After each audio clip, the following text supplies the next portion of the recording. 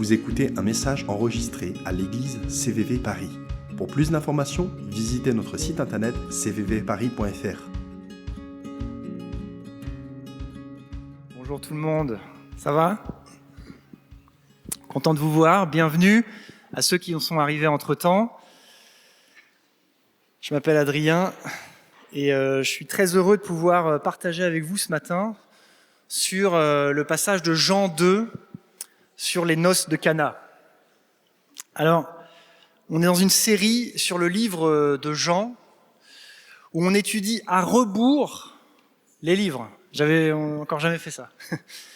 On est parti de Jean 4 et on remonte jusqu'à Jean 1 pour arriver à Noël. Et on veut s'aligner avec l'objectif de Jean pour son évangile qui a une intention bien précise, c'est que vous croyez que Jésus est le Messie et que vous croyez qu'il y a de la vie en son nom. Alors cet objectif, il s'adresse à tout le monde vraiment. C'est pas que pour les non-chrétiens, c'est pas que ceux qui ne connaissent pas Dieu encore. C'est que le fait de voir et d'être convaincu que Jésus est le Messie et qu'on possède la vie à travers lui, c'est aussi pour les chrétiens.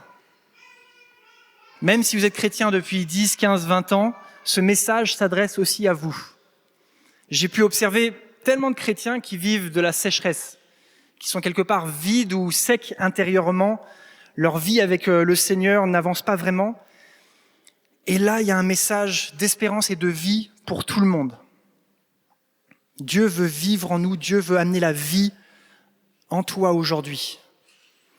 Alors, la semaine dernière, Thierry a prêché sur Jean 3, la rencontre de Nicodème avec Jésus, avec la phrase d'anthologie de Jésus qu'il faut naître de nouveau, et aussi le verset le plus connu de la Bible quand même, car Dieu a tant aimé le monde qu'il a donné son Fils unique, afin que quiconque croit en lui. Et comme l'a très bien expliqué aussi Thierry la semaine dernière, l'évangile de Jean, il est un peu différent des 3 autres évangiles. Jean, il n'a pas une approche chronologique des événements.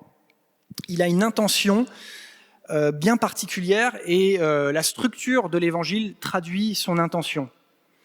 Il raconte 7 miracles de la vie de Jésus qu'il appelle des signes, 7 signes, pour dire qui est Jésus, pour décrire qui est Jésus, que Jésus est le Messie, c'est ça son but. Et il appelle bien ça des signes parce que des signes, ils pointent vers quelque chose. Comme un panneau indicateur, un signe, ça donne une direction, ça pointe vers quelque chose. Il y a le miracle en lui-même qui est incroyable, qui est phénoménal, et on va le voir aujourd'hui, Jésus qui transforme de l'eau en vin, c'est fou. Mais derrière, il y a un panneau indicateur qui pointe vers quelque chose de plus grand encore, de plus merveilleux que le miracle en lui-même.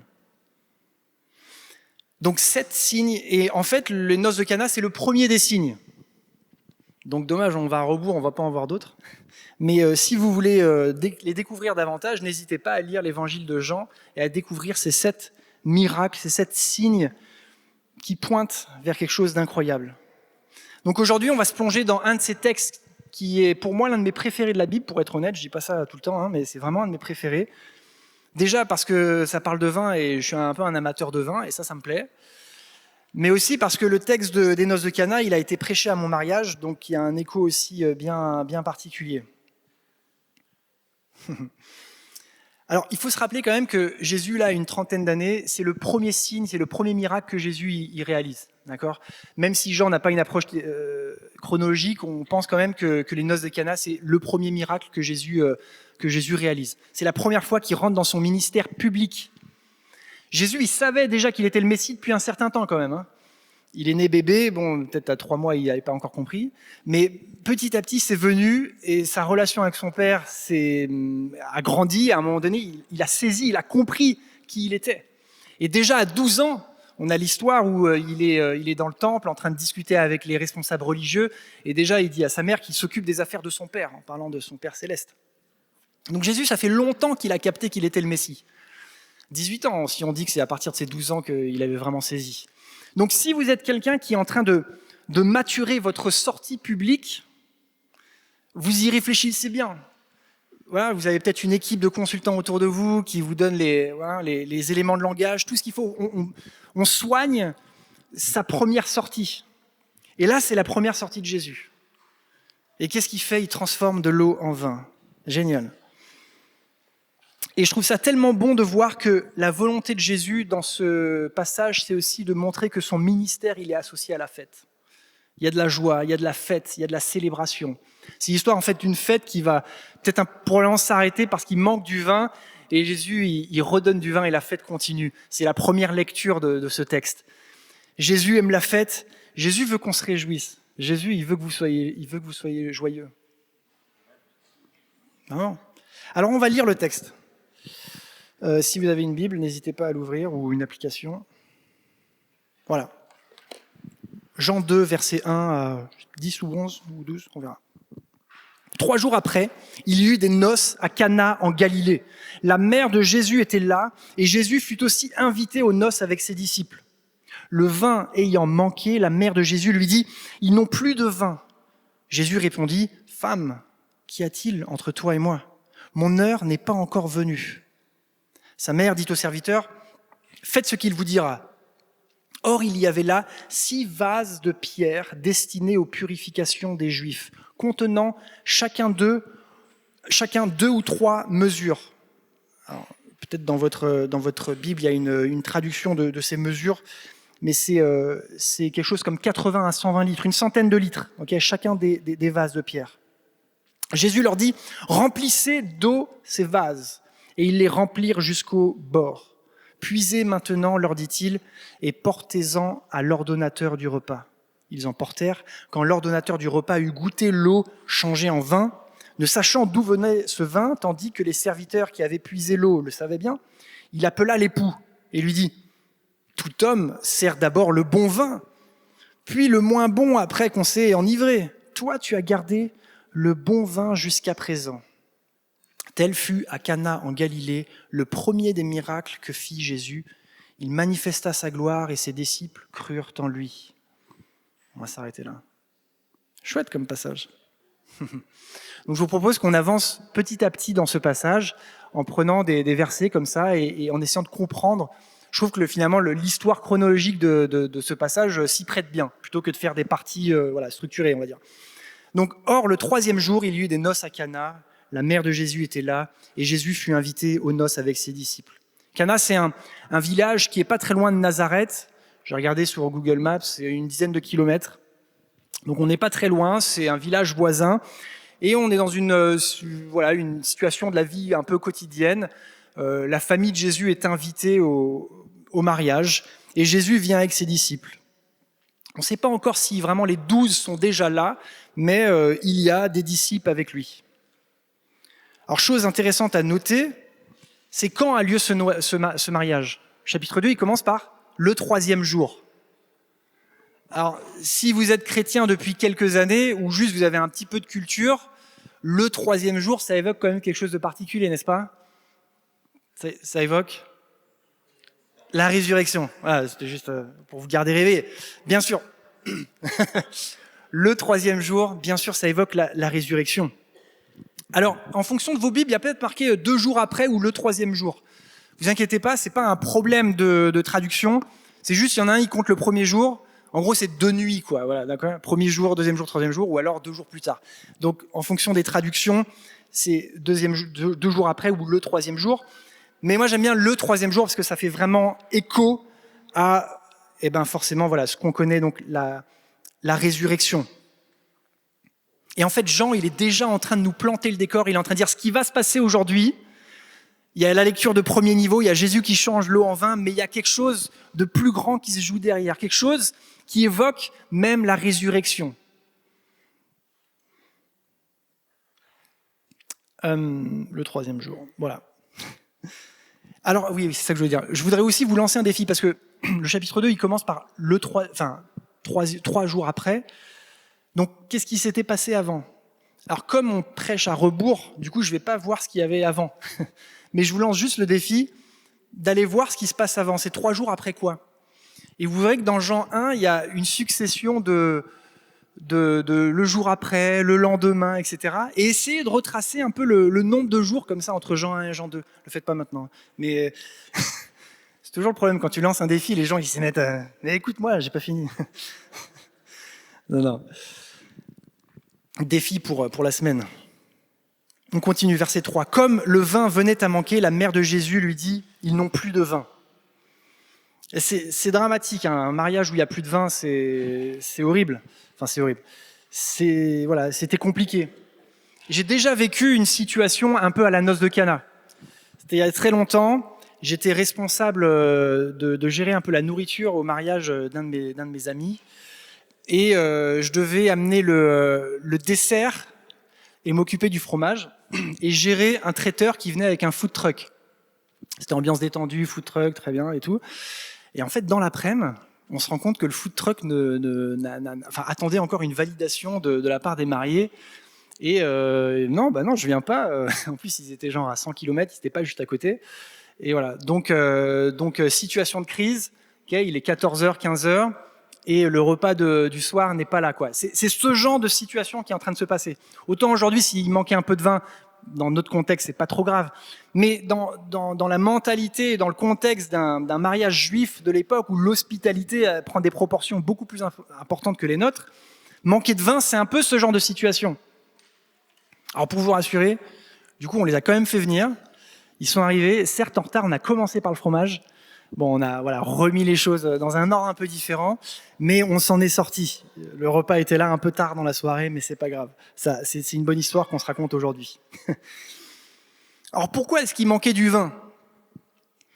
On peut imaginer, est-ce que du coup Jésus vient avec ses disciples, ils n'étaient pas invités Enfin voilà, peut-être dans les mariages à l'époque, la liste de personnes, elle est plutôt floue.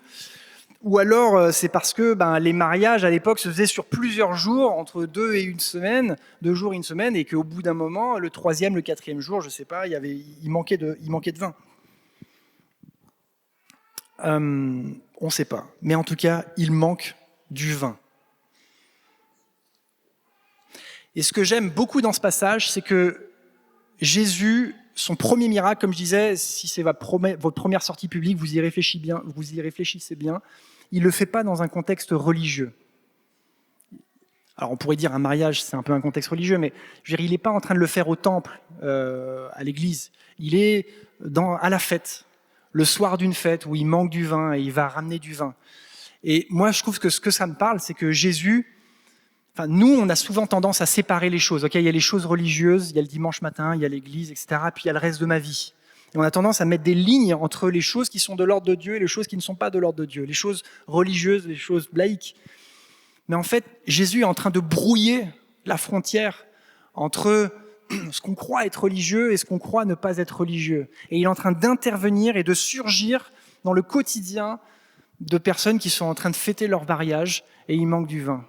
Et ça, je pense, c'est un message pour vous aujourd'hui aussi. Ne vous attendez pas juste à ce que Dieu intervienne dans les moments, entre guillemets, religieux. C'est pas que le dimanche matin, c'est pas que dans une église. Bon, on a la chance d'avoir une très belle église, un bâtiment qui ressemble vraiment à une église, mais le bâtiment, le lieu, le contexte, en vérité, a peu d'importance. Jésus, il désire venir et intervenir dans votre vie. Je vous cache pas que ça m'arrive de lire la Bible aux toilettes. Au lieu de scroller sur une application qui vous mange le cerveau, vous pouvez lire la Bible. Voilà, le lieu, le contexte importe peu. Ouais, je pensais pas dire ça. Ça m'a échappé comme ça. Jean 3, verset 4. Jésus lui répondit, « Que me veux-tu, femme ? Mon heure n'est pas encore venue. » Alors là, on a un échange entre Jésus et Marie qui n'est pas forcément très facile à comprendre, au premier abord. Marie lui fait remarquer le problème, et Jésus lui dit « Mais que me veux-tu ? Qu'y a-t-il entre toi et moi ?» C'est une autre manière de traduire. Et en plus, il dit « femme ». Jésus, quand même, c'est ta mère. Alors, bon, on va comprendre.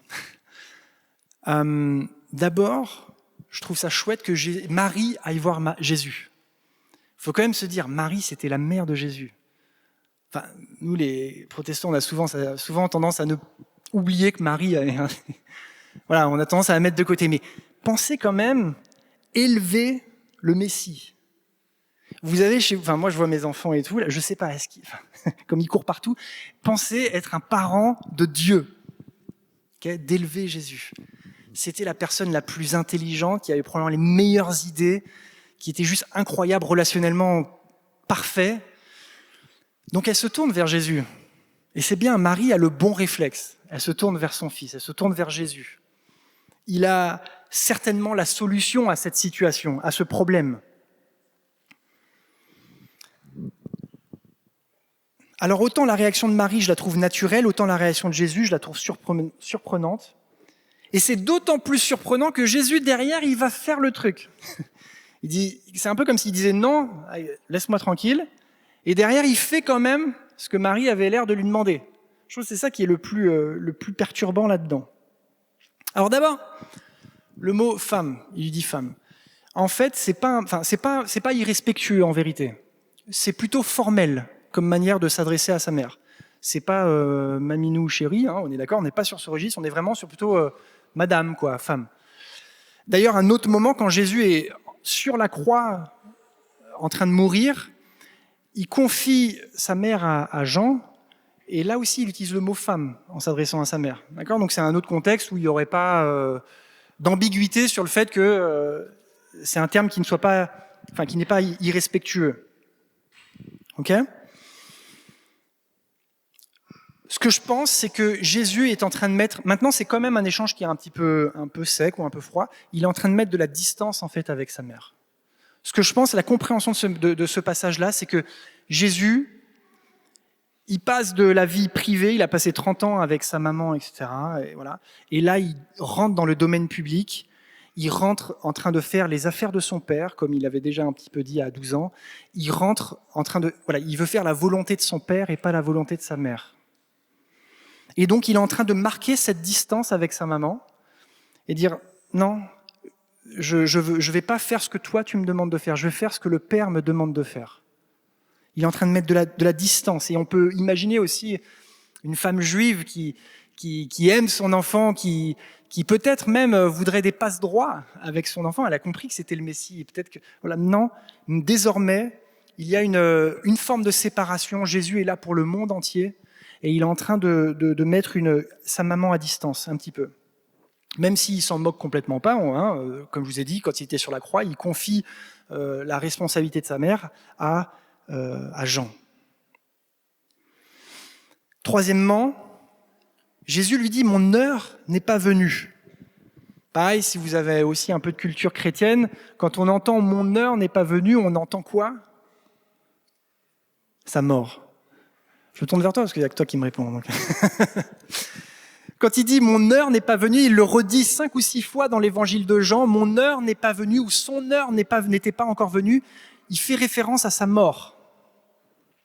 Donc, moi je me suis dit, en fait, Marie est en train de lui demander de faire quelque chose, peut-être plus que ce qu'il a envie de faire à ce moment-là. Il dit « non, femme, ma mère, non, mon heure n'est pas encore venue, c'est pas aujourd'hui que je vais mourir. C'est pas aujourd'hui que toute ma gloire va être montrée. Mon ministère, il va prendre du temps. Marie, elle avait compris les choses. Bien sûr, elle a compris que je pense que son fils était le Messie, mais elle n'avait pas toute l'histoire encore. Donc Jésus est en train de dire, non, pas encore. Mais ce miracle va parler de mon heure et de ma résurrection. Voilà l'explication pour moi de ce moment. Alors je fais aussi une aparté, parce que dans la doctrine catholique, ce moment des noces de Cana, en fait, la place de Marie dans la doctrine catholique est argumentée beaucoup avec ce passage-là. Vous voyez, l'idée c'est, vous pouvez prier à Jésus, mais peut-être que Jésus ne voudra pas. Par contre, si vous priez à Marie, Marie va convaincre Jésus de faire ce que vous lui avez demandé. Donc c'est un peu détourné, et je pense que oui, c'est détourné tout simplement, quoi. Alors que l'interprétation de ce message, c'est au contraire que Jésus est en train de mettre de la distance avec sa mère. Mais alors que là, je viens de peut-être montrer un désaccord avec la doctrine catholique, je voulais aussi raconter quelque chose de très récent chez les catholiques. il y a eu une publication de comment ça s'appelle, Mater Populi Fidelis, donc voilà, la mère du peuple fidèle. Donc c'est une publication qui décrit un peu les différents noms qui sont donnés à Marie. Et c'est sorti donc le 4 novembre, j'étais sur Vatican News, j'avoue que c'est pas un endroit où je vais souvent, mais c'est quand même très intéressant. Et donc c'est un moment où la doctrine de Marie est un peu explicitée et les titres qui lui sont donnés sont expliqués. Et il y a 2 titres qui lui ont été donnés dans le passé, de co-rédemptrice et de médiatrice. Et là, ils ont réaligné les choses. Ils ont dit non, Marie n'est pas co-rédemptrice avec Jésus. Elle est pas ni médiatrice d'ailleurs entre Dieu et nous. Et donc je suis content que l'Église catholique reconnaît et affirme que la rédemption, le salut, il est en Jésus seul. Voilà. Donc c'est chouette, il faut le reconnaître aussi. Ouais. On continue. Jean 2, versets 5 et 9. 5 à 9. Sa mère dit au serviteur, faites tout ce qu'il vous dira. Or, il y avait là 6 jarres de pierre destinées aux purifications des Juifs, contenant chacune d'elles une centaine de litres. Jésus leur dit, remplissez d'eau ces jarres. Ils les remplirent jusqu'au bord. Puisez maintenant, leur dit-il, et apportez-le à l'ordonnateur du repas. Et ils lui en apportèrent. Et l'ordonnateur du repas goûta l'eau changée en vin. Alors Jésus prend 6 jarres en pierre énormes, et c'est pas du tout anodin qu'il choisisse ces jarres-là pour son miracle. On peut imaginer, il aurait pu très bien prendre les jarres vides de vin qui étaient, voilà, ou les cubiles, je ne sais pas ce qu'ils utilisaient exactement, mais ce qui contenait le vin qui était vide, il aurait pu faire son miracle dedans. Mais non, il choisit les jarres destinées à la purification. C'était pas du tout des jarres destinées à la boisson. C'était des jarres où vous les preniez pour faire des ablutions, vous laviez les mains, voilà. C'était des rites dans la tradition juive pour parler de la purification. C'était une purification extérieure. Il y avait un côté, on va dire, juste, c'est bien de se laver les mains, quoi. Mais ça parlait de quelque chose de plus profond.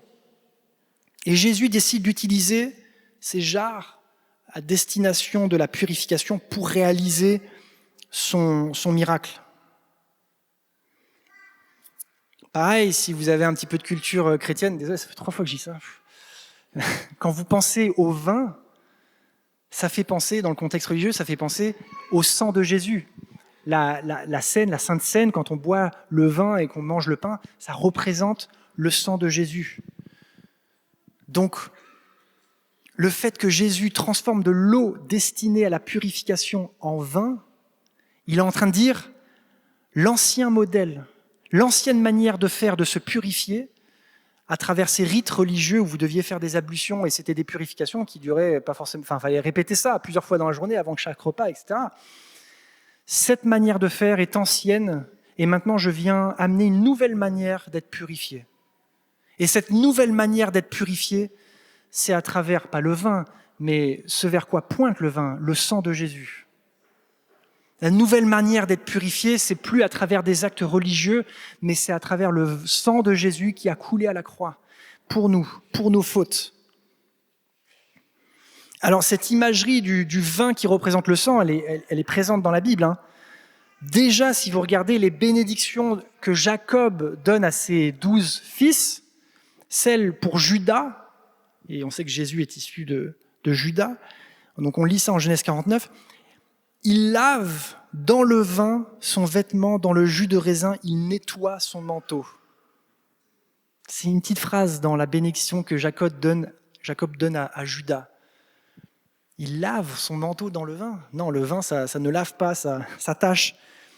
Mais c'était prophétique. Ça parlait déjà du sang de Jésus qui allait couler.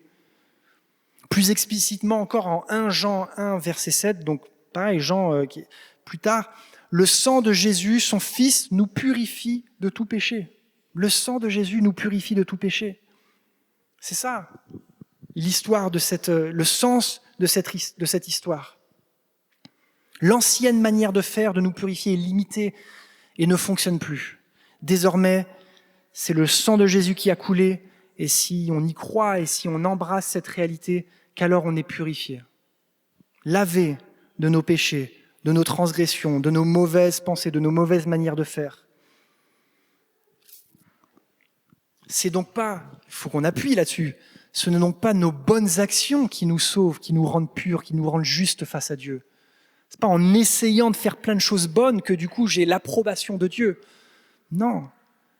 Jésus est bien en train de dire, c'est le vin, c'est le sang, c'est mon sang qui vous purifie. Alors pour certains d'entre vous, Jésus est en train de vous dire, l'ancienne manière de faire n'est plus efficace.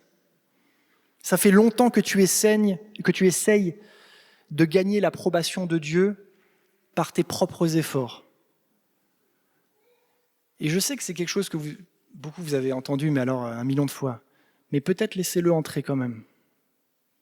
Ça fait longtemps peut-être que tu essayes d'obtenir l'approbation de Dieu par tes propres efforts, en essayant de faire tous tes efforts, toutes les bonnes actions pour que Dieu il daigne te regarder.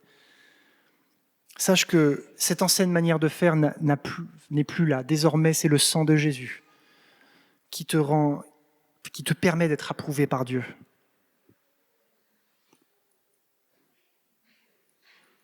Pour d'autres, vous vous disqualifiez. Certains, ils essayent d'avoir l'approbation de Dieu. D'autres, ils disent, non mais, laisse tomber. Ma vie, ce que j'ai fait dans le passé, ce que je fais encore aujourd'hui, hier soir d'ailleurs, c'est impossible que Dieu y m'aime, impossible que Dieu y veuille m'utiliser, impossible que j'ai ma place ici. Dieu est en train de dire, il n'y a rien que tu puisses faire que mon sang ne peut pas effacer. Le sang de Jésus enlève et efface tous nos péchés, y compris les pires. C'est la foi. C'est la foi en ce sang qui nous justifie, qui nous purifie. Et les amis, aucune autre religion ne dit ça. Que chez les chrétiens. Que c'est la foi, juste croire, qui nous sauve. C'est pas réaliser des choses. On continue. J'ai bientôt fini. Jean 2, versets 9 à 10. L'ordonnateur du repas goûta l'eau qui avait été changée en vin. Il ne savait pas d'où venait ce vin, alors que les serviteurs le savaient, puisqu'ils avaient puisé l'eau. Aussitôt, il fit appeler le marié et lui dit, en général, on sert d'abord le bon vin, et quand les gens sont ivres, on leur donne de l'ordinaire, mais toi, tu as réservé le bon vin jusqu'à la fin. Ce miracle, il est vraiment extravagant.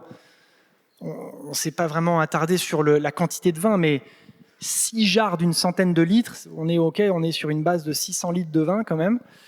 Mettez ça en bouteille, ça vous fait 800 bouteilles. Je veux dire, moi, il n'y a aucun mariage où il faudrait 800 bouteilles. Enfin, même si vous faites ça sur 4 jours, quoi. Enfin, c'est énorme. Le miracle de Jésus, il est juste extravagant. Il donne pas juste des petites miettes, tiens, vas-y, tu vas t'en sortir avec ça. Non, il donne ce qu'il faut et en plus et en surplus. Ils ont dû avoir du vin pendant je ne sais pas combien de temps. Je veux dire, nous, à notre mariage, il nous restait 3 caisses. Et je veux dire, là, on est sur un autre level.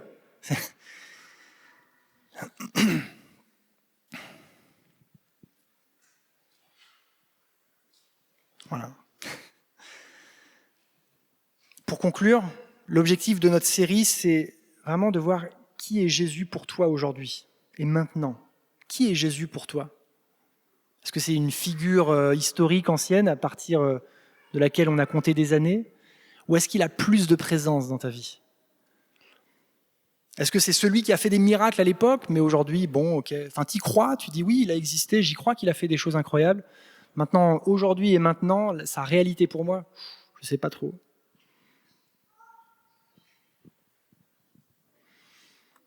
Je pense que Dieu veut être le Messie pour vous aujourd'hui. Il veut être celui qui purifie vos cœurs. Je ne vois pas ce qu'on peut dire d'autre avec ce passage. Dieu veut te purifier. Dieu veut laver ton cœur et ta vie de tes péchés, c'est-à-dire des mauvaises choses que tu réalises. Parce que ces mauvaises choses te séparent en fait de lui et de Dieu. Donc Dieu se donne à travers son sacrifice à la croix et sa résurrection, il se donne pour toi. Et il te permet du coup aujourd'hui d'être en relation avec lui. Je pense que peut-être pour d'autres, Jésus, il est aussi celui qui fait des miracles. Et on l'a beaucoup chanté, merci à l'équipe. Le Dieu des miracles aujourd'hui. Je sais qu'on a plusieurs témoignages de personnes qui ont vécu des choses que la science n'explique pas. Choses que la médecine ne peut pas vraiment donner une explication. Que ce soit des miracles de l'ordre de la guérison, mais des miracles d'autre ordre. Trouver un job alors que ça fait longtemps qu'on est en... Comment on dit quand on n'a pas de job ? Au chômage, merci. Pardon. Et enfin, Jésus est celui qui apporte la joie. Et pour certains, je pense que c'est peut-être ça. Vous vous sentez peut-être un peu comme ces jarres de pierre vides, froids et vides. Et en fait, Jésus, il veut venir, il veut apporter de la chaleur, de la joie, du vin. Dieu est celui qui apporte la joie. Il apporte la fête, il apporte les noces. Et notre vie de chrétien, je ne suis pas en train de dire que ça doit être un long fleuve tranquille, mais il y a de la joie. Il y a de la joie dans la vie de chrétien. Même au sein de la difficulté, on peut vivre une forme de joie, une forme de bonheur et d'enthousiasme même, alors qu'on est en train de vivre la difficulté. Dieu amène la joie. Peut-être une petite dernière chose, ce qui me travaille dans ce passage, c'est que je trouve que finalement le miracle il est assez discret. Enfin, on ne sait pas trop si le reste des gens de la fête ils ont été mis au courant du miracle. En tout cas, l'ordonnateur, et puis après quand il va voir le marié, il le sait pas lui-même, donc bon, le vin se remet à couler, tant mieux. Mais je trouve finalement que c'est peut-être quelque chose d'en fait assez discret. Il y a les disciples et les serviteurs qui sont les témoins directs de ce miracle. Je pense que ce que ça veut dire, c'est que Jésus, c'est pas un Dieu qui va s'imposer à toi. Dieu, il fait des choses incroyables, immenses, extravagantes, et en même temps, on a toujours le choix. On sera jamais dans une situation où Dieu, il s'est tellement manifesté clairement à toi que tu n'as pas le choix de croire en lui. Il y aura toujours une relation de foi entre toi et Dieu. Et Dieu ne va pas venir s'imposer à toi. Et donc, je t'encourage à faire ce pas de foi. Je décide de croire. Je décide d'y aller. Je décide de croire que le sang de Jésus me lave. Et alors, voilà, cette relation va commencer avec lui.